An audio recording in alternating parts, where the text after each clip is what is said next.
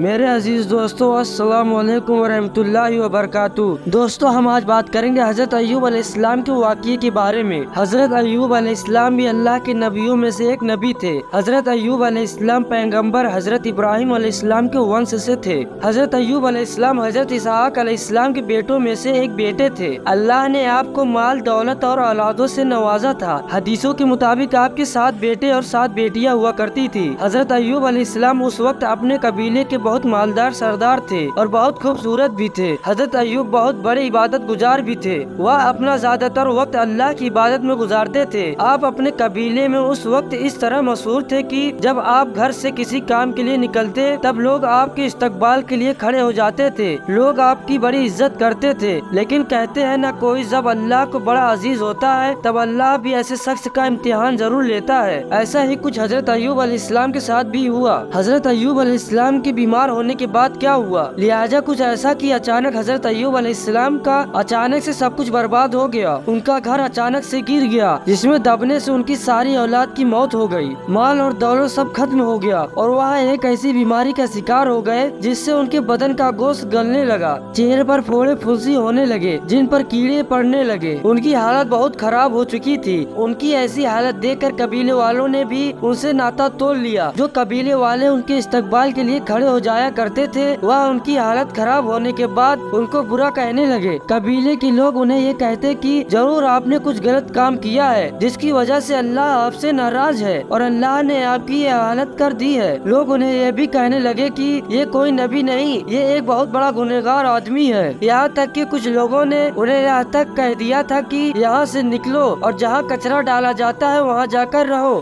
کیونکہ ان کی حالت اس طرح ہو چکی تھی کہ لوگ ان کے ساتھ رہنے کو تیار نہیں تھے۔ آپ کے جسم میں اتنے پھوڑے ہو گئے تھے کہ پہچاننا مشکل ہو جاتا۔ اوپر سے ان پھوڑوں میں کیڑے بھی پڑ گئے تھے جو آپ کو بہت تکلیف دیتے تھے۔ قبیلے کے لوگوں کو یہ لگ رہا تھا کہ ان کی اس بیماری سے ہمارے بچے بھی بیمار پڑ سکتے ہیں، لہٰذا لوگوں نے انہیں قبیلے سے نکال دیا۔ اس وقت آپ یعنی حضرت ایوب علیہ السلام کی حالت اتنی خراب ہو چکی تھی کہ وہ کھڑے بھی نہیں ہو پا رہے تھے، لہٰذا وہاں کے لوگوں نے انہیں کپڑوں میں لپیٹ کر ایک لاٹھی کے ساتھ کچرے کے ڈھیر کے یہاں چھوڑ دیا۔ اتنا سب ہونے کے باوجود حضرت ایوب علیہ السلام اللہ کی عبادت کرنا نہیں چھوڑے۔ وہ اور ان کی بیوی اس جگہ پر ایسی حالت میں بھی اللہ کا شکر ادا کرتے تھے۔ جب کھانے کی ضرورت پڑتی تب ان کی بیوی گھروں میں جا کر کام کرتی اور جو کچھ بھی پیسہ ملتا اسے کھانے کا انتظام کرتی اور اسی سے ان کا علاج کرواتی تھی۔ ایک وقت ایسا بھی آیا جب حضرت ایوب علیہ السلام کی حالت بہت ہی زیادہ خراب ہو گئی، جسم میں کیڑے اتنے پڑ چکے تھے کہ بدن سے گوشت ختم ہونے لگا تھا۔ یہ دیکھ کر ان کی بیوی نے آپ سے فرمایا کہ اللہ آپ کو بیماری سے شفا کیوں نہیں دے رہا؟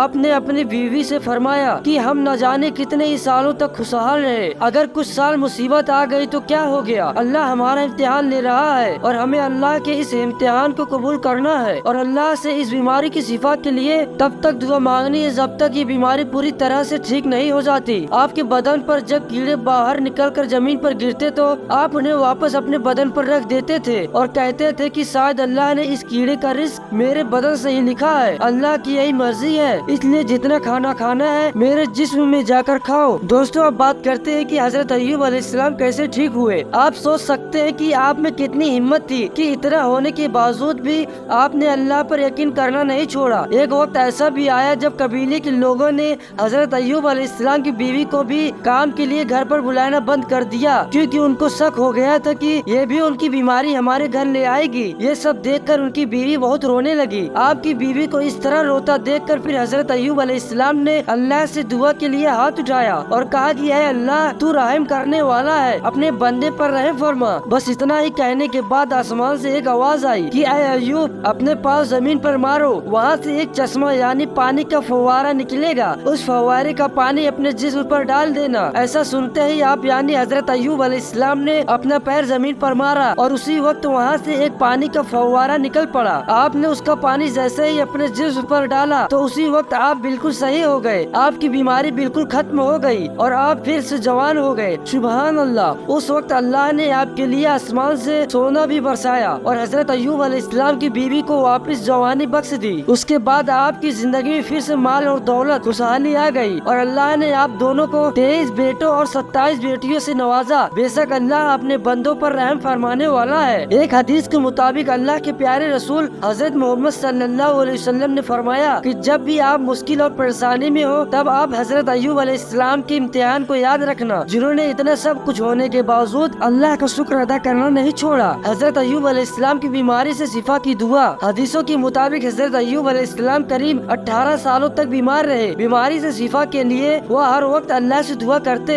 ایک دعا جو حضرت ایوب علیہ السلام ہمیشہ بیماری سے شفا کے لیے پڑھا کرتے تھے وہ اس طرح ہے: ربی انی مسنی یضر وانت ارحم الراحمین۔ یہ دعا حضرت ایوب علیہ السلام اپنی اچھی صحت کے لیے کیا کرتے تھے، جس کی فضیلت سے آپ بالکل صحت مند ہو گئے تھے۔ ہر مسلمان کو حضرت ایوب علیہ السلام کے امتحان سے سیکھ لینا چاہیے کہ چاہے کتنا بھی برا وقت ہو ہمیں ہر وقت اللہ کا شکر ادا کرنا چاہیے، کیونکہ اللہ کی مرضی کے بغیر کچھ ممکن نہیں۔ وہ جسے چاہے راضی بنا دے اور جسے چاہے فقیر۔ اس لیے ہمیں چاہیے کہ کوئی بھی بیماری جو لا علاج ہو یا آپ کا کوئی رشتہ دار یا دوست کوئی بھی بیماری سے پریشان ہے جو علاج کروانے پر بھی صحیح نہیں ہو رہی ہے تو کثرت سے یہ حضرت ایوب علیہ السلام کی یہ دعا پڑھے: ربی انی مسنی یضر وانت ارحم الراحمین۔ انشاءاللہ ہر بیماری سے شفا ملے گا، آمین۔ میرے پیارے دوستو، اگر آپ کو کسی نبی یا کسی حکمران کے بارے میں جاننا ہے تو ہمیں کمنٹ کر کے ضرور بتائیں۔ تو دوستو ملتے ہیں نیکسٹ ویڈیو میں، تب تک کے لیے جزاک اللہ خیر۔ السلام علیکم ورحمۃ اللہ وبرکاتہ۔